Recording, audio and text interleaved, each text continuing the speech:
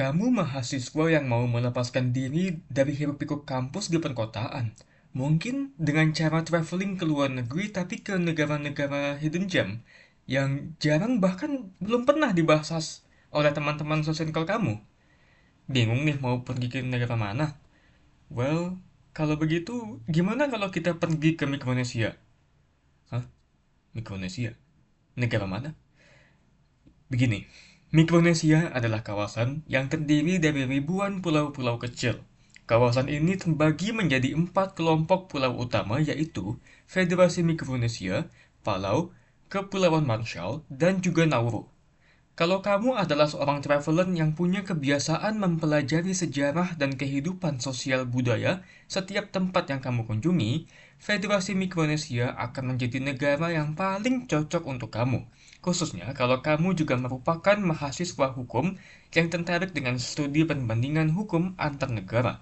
Tertarik? Kalau gitu, ayo kita pelajari serba-serbi Federasi Mikronesia bersama.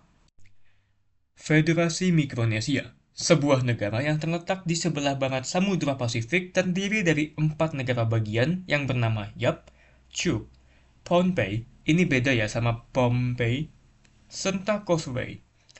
Wilayah masing-masing dari mereka juga terdiri dari berbagai kepulauan kecil lainnya.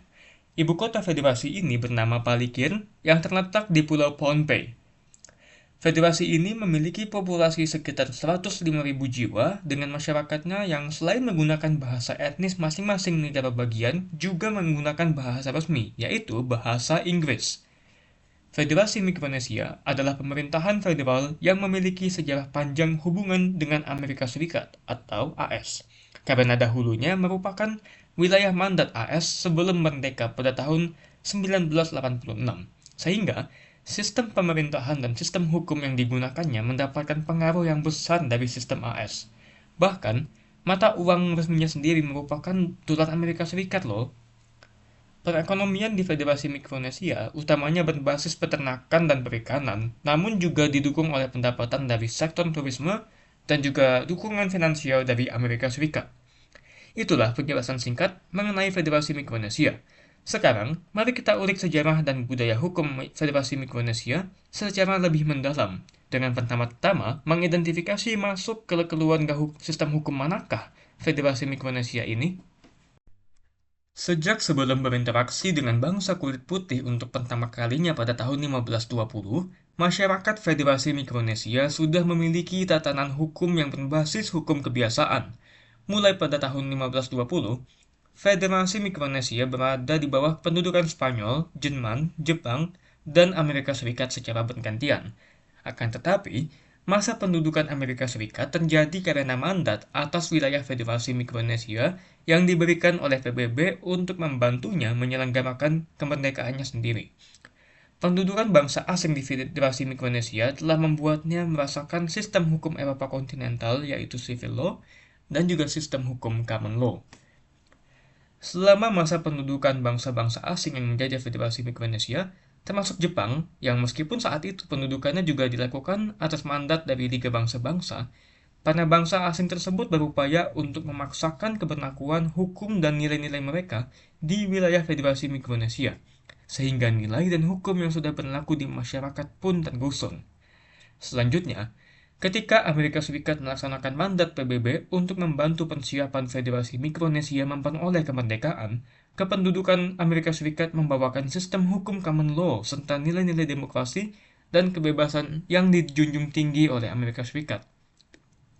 Nilai-nilai tersebut justru mengakomodasi pengembalian nilai-nilai serta norma hukum lokal, sehingga sistem yang diterapkan oleh Amerika Serikat dipandang lebih sesuai dengan keadaan hukum masyarakat Federasi Mikronesia yang ingin memodernisasi sistem hukum mereka. Oleh karenanya, federasi tersebut masih tetap menggunakan sistem hukum common law yang telah disesuaikan dengan nilai-nilai hukum lokal hingga saat ini. Di samping sistem hukum yang digunakan, pengaruh Amerika Serikat juga berlanjut hingga bentuk pemerintahan yang digunakan oleh Federasi Mikronesia, yaitu sistem pemerintahan federal. Maka dari itu, Federasi Mikronesia terbagi menjadi beberapa negara bagian yang memiliki pemerintahnya sendiri, namun tetap berada di bawah kekuasaan pemerintah nasional. Bentuk ini sama seperti ketika masih berada di bawah kependudukan Amerika Serikat, karena pemerintahnya saat itu juga dibagi menjadi tingkat nasional, negara bagian, dan tingkat kabupaten atau kota, dengan tujuan untuk memudahkan partisipasi masyarakat dalam pemerintahan. Saat ini, Federasi Mikronesia terdiri dari 3 cabang kekuasaan pemerintahan, yaitu eksekutif, yudikatif, dan legislatif. Setelah Konstitusi 1979 berlaku, Presiden dan Wakil Presiden dipilih oleh lembaga legislatif yaitu Kongres Nasional dengan sistem unikameral. Urusan pemerintahan yang penting selain pertahanan dan hubungan luar negeri dipegang oleh pemerintah negara bagian yang dikepalai oleh seorang gubernur terpilih. Negara bagian memiliki lembaga legislatifnya sendiri dengan sistem unikameral. Dan menariknya, tidak ada partai politik sama sekali di negara bagian. Selanjutnya mengenai susunan institusi hukum yang ada di Federasi Mikronesia. Jadi begini, Mahkamah Agung Federasi Mikronesia merupakan satu-satunya institusi hukum di tingkat nasional yang merupakan pengadilan tertinggi di Federasi Mikronesia.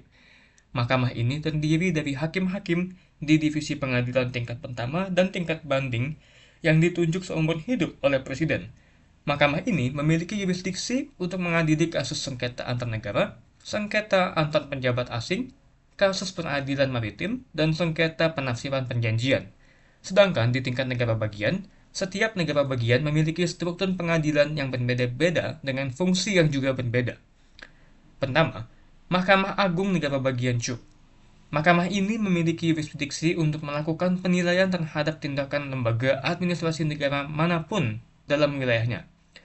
Kemudian, berwenang juga untuk menjawab semua pertanyaan dan permasalahan hukum yang relevan, melakukan interpretasi terhadap ketentuan konstitusional dan undang-undang, serta menentukan makna atau kemungkinan penggunaan ketentuan dari tindakan suatu lembaga. Selanjutnya adalah Pengadilan Negara Bagian Causeway.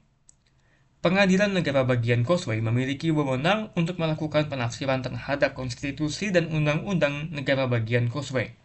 Putusan-putusan yang dihasilkan oleh pengadilan ini dapat diajukan banding ke Divisi Banding Mahkamah Agung Federasi Mikronesia. Selanjutnya adalah Mahkamah Agung Pohnpei. Mahkamah ini terdiri dari divisi pengadilan tingkat pertama dan juga di tingkat banding. Beda halnya dengan mahkamah yang sebelumnya. Selanjutnya adalah Pengadilan Negara Bagian Yap. Negara bagian Yap memiliki pengadilan di setiap kabupaten atau kota, dengan hakim-hakim yang kompeten dengan pemahaman akan hukum kebiasaan, sehingga dapat membantu memutus perkara-perkara kecil yang timbul di kabupaten atau kota, sebelum perkara-perkara tersebut memasuki pengadilan negara bagian. Tapi, kalau misalnya pengadilan tingkat kabupaten atau kota sedang overload, kebanyakan perkara gitu, perkara juga bisa dilimpahkan ke pengadilan negara bagian Yap atas perintah divisi pengadilan tingkat pertamanya. Kita sekarang akan melanjutkan pembahasan mengenai hierarki hukum di Federasi Mikronesia, yaitu tingkatan keberlakuan hukum. Menempati urutan pertama, yang posisinya paling tinggi, adalah Konstitusi Federasi Mikronesia. Konstitusi ini menempati posisi paling tinggi dalam hierarki hukum di Federasi Mikronesia, sehingga menjadikannya pedoman dalam bernegara dan merumuskan peraturan-peraturan lain yang ada di bawahnya. Kemudian, menempati urutan kedua adalah Kode Federasi Mikronesia. Kode ini mengandung ketentuan hukum nasional yang mengatur berbagai permasalahan di bidang hukum sipil, pidana, dan administratif. Kode ini juga mengatur hukum mana yang dapat diberlakukan dan dihapuskan, serta menegaskan bahwa common law harus diterapkan sebagai peraturan rujukan jika belum ada ketentuannya dalam hukum tertulis dan hukum kebiasaan. Kemudian, di urutan ketiga adalah jurisprudensi dan putusan-putusan pengadilan terdahulu. Dan pada urutan keempat yang paling bawah adalah hukum kebiasaan. Hukum kebiasaan ditempatkan di bawah putusan pengadilan karena hakimlah yang menentukan kapan mereka dapat diberlakukan. Meskipun demikian, sebenarnya masih ada perdebatan karena masih ada ketidakjelasan mengenai tingkatan hukum kebiasaan dan putusan pengadilan dalam hierarki. Pasalnya, hakim diharapkan dapat mengacu ke nilai-nilai dalam hukum kebiasaan dalam memutus perkara. Tapi, melalui putusannya, hakim juga dapat menentukan hukum kebiasaan mana yang dapat diterapkan. Selanjutnya, mari kita bahas pembentukan dan perkembangan hukum yang berlaku di Federasi Mikronesia. Disiplin keluarga dan komunitas di Federasi Mikronesia sebelum kedatangan bangsa asing telah membentuk dasar-dasar hukum kebiasaan. Untuk dapat memastikan kepatuhan masyarakat terhadap hukum kebiasaan tersebut, diterapkanlah sanksi berupa pengucilan yang dianggap efektif dalam mendorong kepatuhan terhadap hukum. Tapi kemudian, ketika bangsa asing datang, mereka membawa nilai-nilai serta sistem hukum domestik mereka sendiri untuk diterapkan di wilayah Federasi Mikronesia. Ada bangsa asing yang berupaya menyingkirkan nilai-nilai dan norma hukum kebiasaan khas Mikronesia, namun ada juga yang mengakui keberadaan nilai-nilai dan norma tersebut. Dalam perkembangannya, masyarakat Mikronesia telah menyaring nilai-nilai dan norma hukum yang berasal dari bangsa asing berdasarkan kesesuaian dan pengakuannya terhadap hukum kebiasaan di Federasi Mikronesia. Kemudian, dalam kurun waktu sampai dengan pembentukan Konstitusi Federasi Mikronesia, pengaruh sistem common law dan nilai-nilai yang dibawakan oleh Amerika Serikat semakin kuat dalam pembentukan kasus-kasus presiden serta ketentuan-ketentuan hukum yang akan dikodifikasi nanti. Pengaruh ini disebabkan oleh banyaknya ahli hukum di Federasi Mikronesia yang merupakan ekspatriat Amerika Serikat. Sedangkan, ahli-ahli hukum asli Mikronesia pun sebagian besar telah memiliki latar belakang pendidikan hukum di Amerika Serikat. Selain itu, para praktisi seperti hakim juga telah banyak mendasarkan pertimbangan dalam putusan-putusannya pada case law dari Amerika Serikat yang telah disesuaikan dengan konteks masyarakat setempat. Oleh karenanya, konstitusi yang terbentuk sekalipun sudah mengandung judicial guidance clause yang menjamin perlindungan terhadap nilai-nilai dan budaya lokal, tetap saja masih belum dapat meredam pengaruh common law dari Amerika Serikat.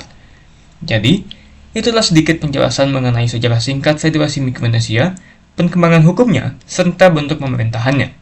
Jika penjelasan sebelumnya telah membuat Anda lebih terdorong untuk mempelajari hukum di Federasi Mikronesia secara lebih lanjut, cobalah mempelajari hierarki hukum di negara tersebut. Masih ingat kan tadi, masih ada ketidakjelasan mengenai penempatan hukum kebiasaan dan case law dalam hierarki tata hukum di Federasi Mikronesia.